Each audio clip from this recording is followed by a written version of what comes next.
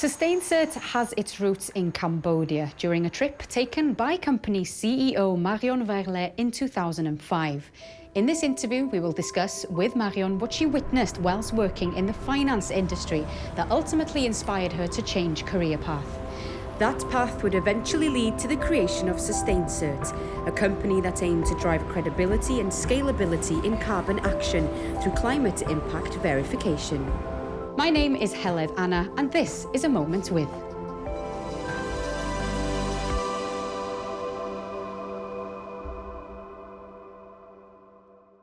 Hi, Heled. Hi, nice to meet you. Good to see you. Welcome to SustainCERT. Oh, thank you very much for having us here. It's a pleasure. Before we get into your company, SustainCERT, I want to take you back to the beginning. I know that you've been dedicated to climate action your whole life. So how and where did your career start? It's been a concern since I was a child. As a teenager, it would keep me up at night. I had to work in climate action and environmental protection. And at the same time, I was fascinated by finance, how it transforms our world. And you had the chance to work in finance, didn't you? So how did that shape your outlook? So it helped me understand how you could redirect financial flows to solve environmental problems. But the brainchild for SustainCERT came about on a trip to Cambodia. Indeed, the Cambodia experience was transformational. It was back in 2005, so quite a long time ago. But you started SustainCERT 5 years ago, but I'm sure launching your own company doesn't come without its challenges. Indeed, there were quite a few challenges, Heled. I'd like to hear more about this. Shall we have a sit down? Happy to hear.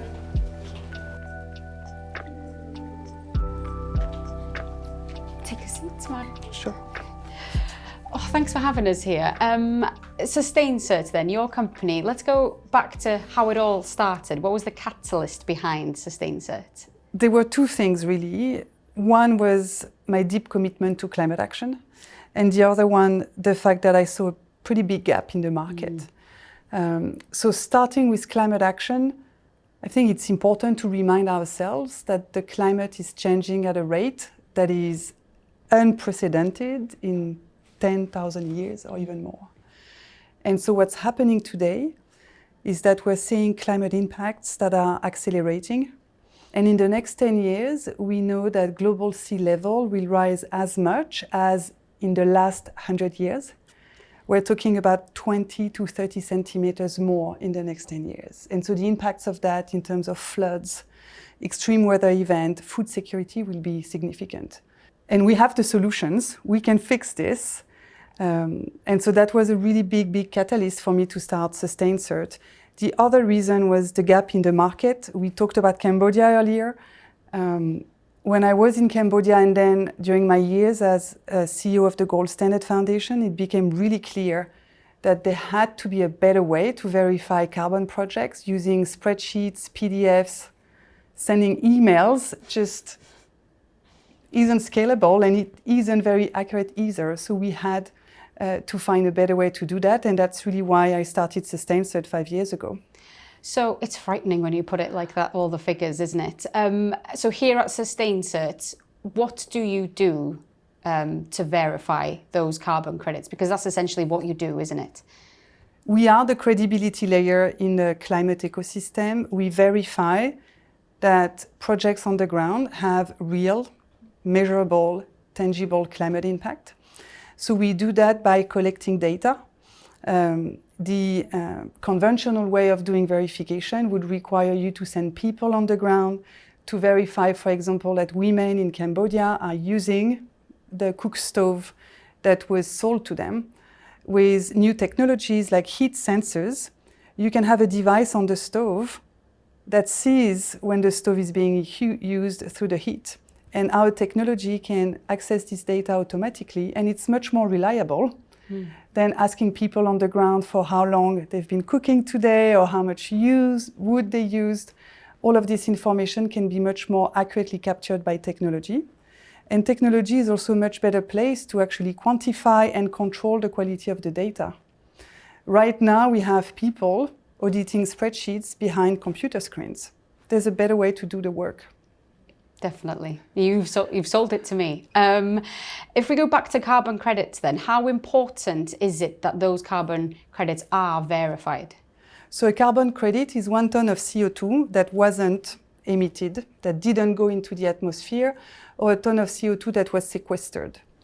And so you don't see carbon credits. They're completely intangible. And so if you don't have an independent third party that confirms, yes, 100 tons of CO2 were not emitted, then how do you know that this is for real? I personally wouldn't expect my own children to mark their own exams. And same with carbon projects. You need someone independent to confirm that impacts have really happened. How does the verification process work? Do the projects need to be re-verified after a certain number of years? Talk us through that. Our technology is game-changing in this respect because we have today the capabilities to do real-time verification of carbon credits. Today, project developers have to wait 12 months, 18 months, or sometimes longer to verify carbon credits in a year. With our technology, we can process data live and verify it on an ongoing basis, and it changes the economics for the project developer because they have much less cash flow problems. They can sell their credits when the market is high. They don't have to wait 12 months. It has many, many benefits, including higher transparency because the data is available and digitally captured. So in your opinion then, how can SustainCERT, or how do we fix the voluntary carbon market? It's a good question, and one that's hotly debated at the moment. Some people may think it's complex. I do believe we can fix the voluntary carbon market if we take 4 very clear actions. The first one is to move away from carbon neutral claims and use instead climate contribution claims. Mm-hmm. So communicating about the fact that a company or an individual is financing climate impacts. Is a much more powerful way of doing it and much more accurate. I think the second solution is to really come up with better standards that are consistent across the board. We need a benchmark for what a good carbon credit is. The third key solution is to embrace technology. We need to create a new level playing field where digital monitoring, reporting, and verification of carbon offsets is the new normal. And the final one is to be humble. We don't have all the answers.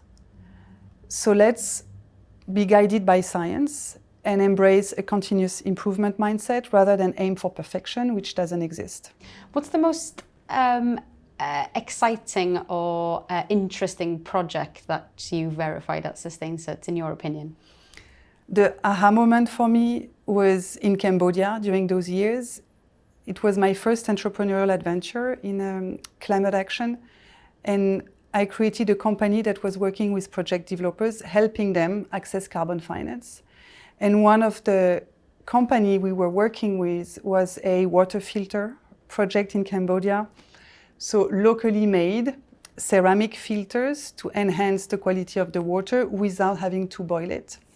And what was really eye-opening for me is that that project was going through the gold standard certification process. And gold standard is more than only carbon. So the auditor was also checking sustainable development issues. And they picked up on the issue that women in the water filter factory were paid less than men. And so they made it a requirement before the next verification that the pay gap was closed. So for me, it was really transformational to realize that carbon finance is much more than about carbon. It's also about gender equality. It's about sustainable development. It's about changing people's lives. And talking about the gender equality there, being a female CEO is not uncommon these days, but I'm sure you've faced many challenges as a female CEO, and what's it like? Yeah, it's not easy. Anything that's worthwhile never is.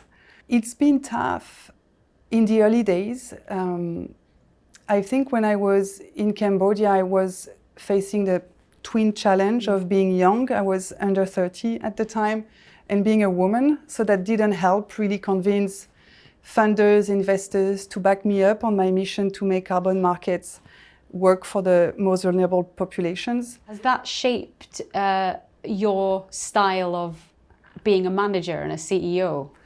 I think it made, initially in the early years, I had to work harder, clearly, to be credible. So that really strengthened me and made me tougher. From a leadership style and CEO style, I really strive to create a culture where everyone feels safe.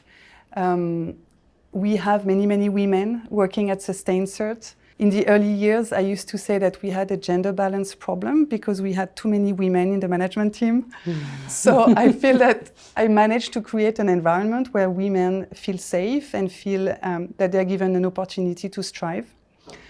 So that clearly was always a very important component of my leadership style, yes. There's been, since the start of the decade, an interest in fixing carbon reporting. What are your thoughts on companies claiming carbon neutrality and maybe the greenwashing term that's being used a lot these days? Yeah, there has been a huge increase in the scrutiny around carbon neutral claims and corporate climate action more globally. I do think that we're seeing the very end of the carbon neutrality model because most stakeholders realize that it's not working. And so the problem with carbon neutrality claims is that they've been largely misused, and also they're not fundamentally correct. No one is carbon neutral today. We're not on track to meet the Paris Agreement goal, so no one can really claim to be carbon neutral unless it reduces and has achieved the reductions that are required by science to stay well below 2 degrees. And so the misuse of carbon neutrality as a claim has triggered conversations about what to do about it. And I think it's a good thing.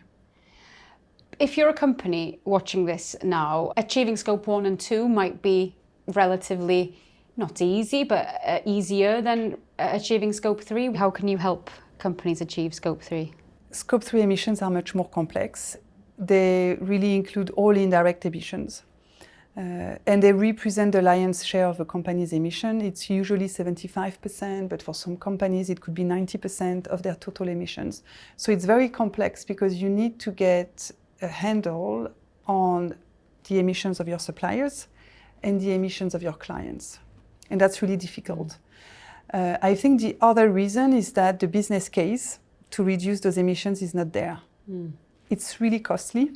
Why would you do that unless there's a real return on investment? So that return on investment is not there. SustainCERT has been up and running for 5 years now. You mentioned some of the challenges at the beginning for when you set that company up. What are your goals for the next 5 years? Yeah, I wish I could go forward in time and look back and see what the next 5 years are holding for us. So what I would say first and foremost is that verification is essential to accelerate and scale climate action. The problem we face, though, is that the verification industry isn't fit for purpose. It hasn't embraced technology yet. It's still archaic in many ways. So if we are to really fix the climate crisis, we need the verification industry to reinvent itself. And so for SustainCERT, the 2 priorities in the next 5 years are really, first, continue to scale adoption of our solutions that contribute to credible climate action, and 2, continue to work with market players to create a new level playing field where digital verification becomes the new normal. How hopeful are you that you can get there? Very hopeful. That's what I like to hear.